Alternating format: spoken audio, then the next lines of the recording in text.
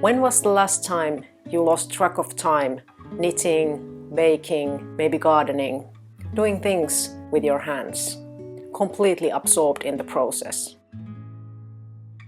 In this video, I'm going to explore the benefits of making things with our hands. It's one of the best ways to slow down, disconnect from technology, and find joy.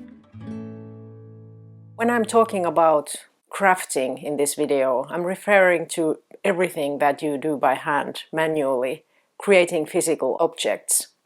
For me, it's often knitting or gardening. For you, it might be something else like woodwork or metalwork or making jewelry. Whatever it is, it's good for you. And in this video, I'm going to tell you why. And by the way, someone recently asked me in the comments section to share more details about my knitting. And I'm going to do that at the end of this video. So if you're interested in something like that, make sure to watch until the end.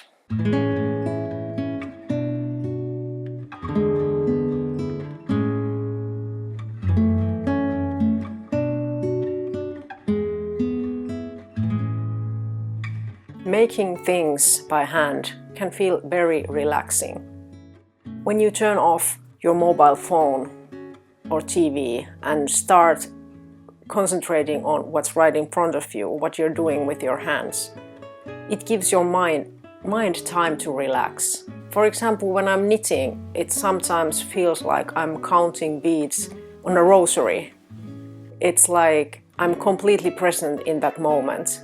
I'm giving my thoughts time and space to come and go, instead of filling my mind with some outside input like social media or the TV. Doing crafts can also be a wonderful way to make time for yourself, doing something that you love, disconnecting from your work and your responsibilities. Sometimes if I'm feeling restless, it helps me to have something to do with my hands. So instead of concentrating maybe on some thoughts that are bothering me, I'm concentrating what the yarn feels like in my hands, or I'm concentrating on the pattern, following the instructions. I'm present in that moment, no matter what's going on around me.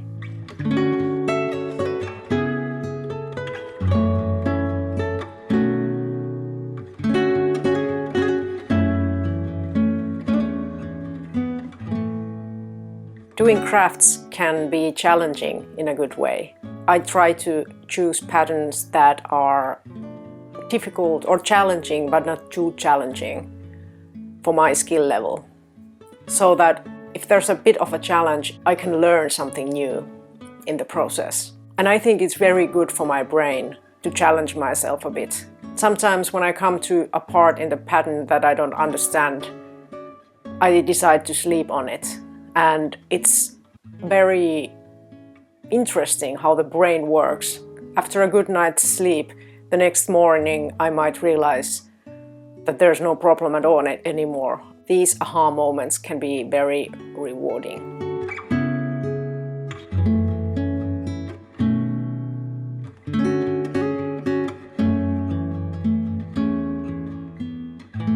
When you do things by hand, you're able to express your personality in a way that you maybe wouldn't otherwise. For example, if you're making your own clothes, you are able to do or make whatever it is that you want to make. Maybe you wouldn't find that kind of clothing in the stores anyway. Or maybe if your style is more discreet, you're just able to make clothes that fit you perfectly and are just the way you like them, and you don't have to spend time finding them in a store. And the same goes for every craft. If you make furniture, you're able to furnish your home in a way that nobody else has. And when you then wear those clothes or invite friends over to your house, you can be proud of yourself. You can show off your talent and you can show your personality.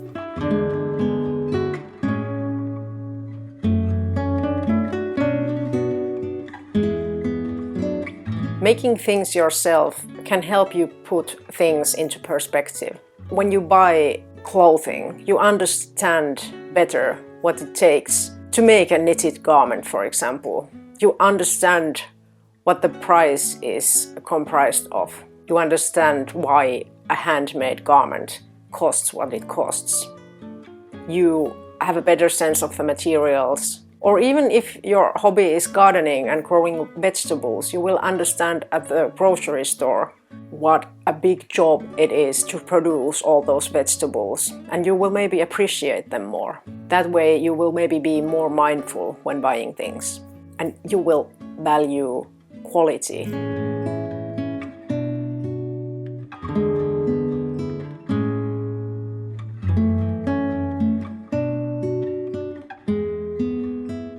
Being a craftsperson helps you learn from your culture or from other people's cultures. Being a knitter, I have learned so much about the history of knitting traditions in different countries. For example, did you know that Finland is one of the countries where people knit the most proportional to the population, even today? And that's probably because of the climate. It's so cold that it just fits perfectly with our culture, even nowadays when you can just buy knitted items in a store.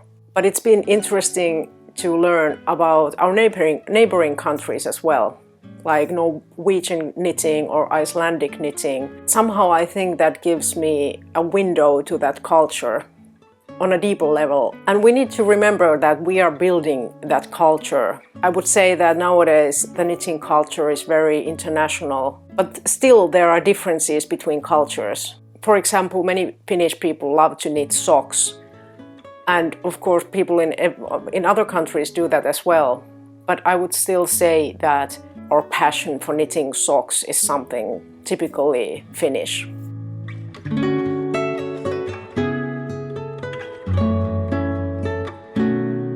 Making things by hand can also give you the satisfaction of gifting things to others. I typically knit mostly for myself, but sometimes I knit for my kids too. Especially when they were little, they were more willing to accept my gifts. And it can be such a wonderful feeling to make something for somebody else.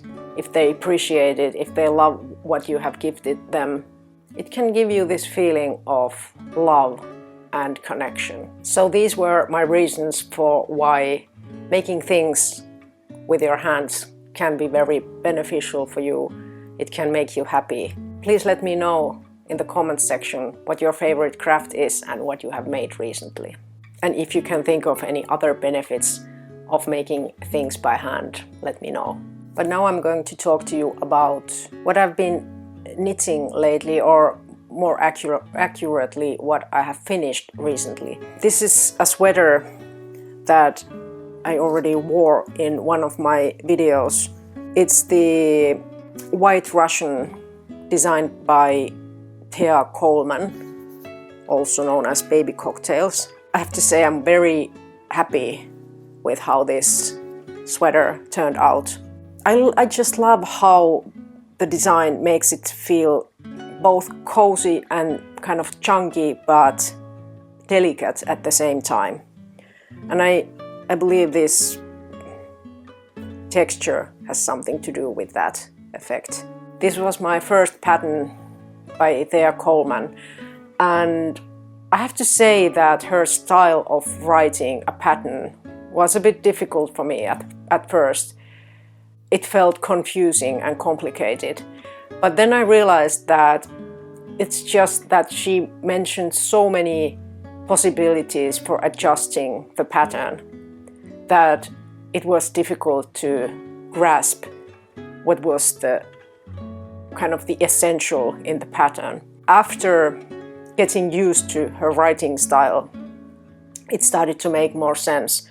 So I believe that I'm going to definitely buy more of his patterns at some point, because I love her style. I love many of her designs. And the yarn that I used was Ulysse, I don't know how that's pronounced, by De Rerum Natura.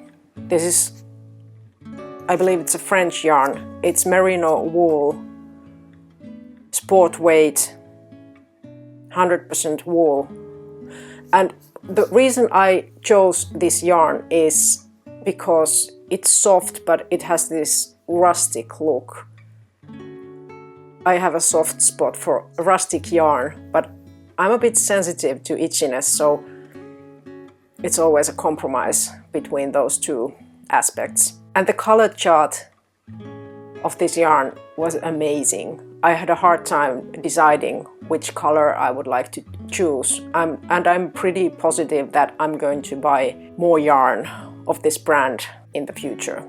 And I chose sport weight yarn, well, because it was called for by the pattern, of course, but also because I get too warm easily. So I don't really knit chunky sweaters that are made from a really thick yarn, because I get too hot. So in that sense, this was a perfect choice. So I would definitely recommend both this pattern and the yarn. Maybe if you're a complete beginner, choose another pattern. But if you have experience in making short rows and raglan sleeves, then I'm sure it will be fine. The other finished object that I want to talk about is Colette Tee. And I made it with this 100% cotton yarn by Viking Garn. That's a Norwegian brand or Norwegian yarn. 100% cotton. I chose the black color because I just wanted something simple that goes with everything, like all of the clothes that I own. And I'm not the kind of person who usually knits summer tops, because I used to see it as pointless, because knitted garments are often too warm to be worn in the summer. And I don't know if it's a question of the climate, but I just feel like there's never a good time to be wearing tees or tops that have short sleeves. So we will just see how it goes with this one. But I was also interested in trying knitting with cotton, because I haven't done that before. To be honest, when I chose that yarn, I wasn't so conscious of how cotton yarn behaves differently than wool, that it doesn't bounce back at all. It doesn't have any stretchiness. So I guess this was just kind of like an experiment on how cotton yarn behaves.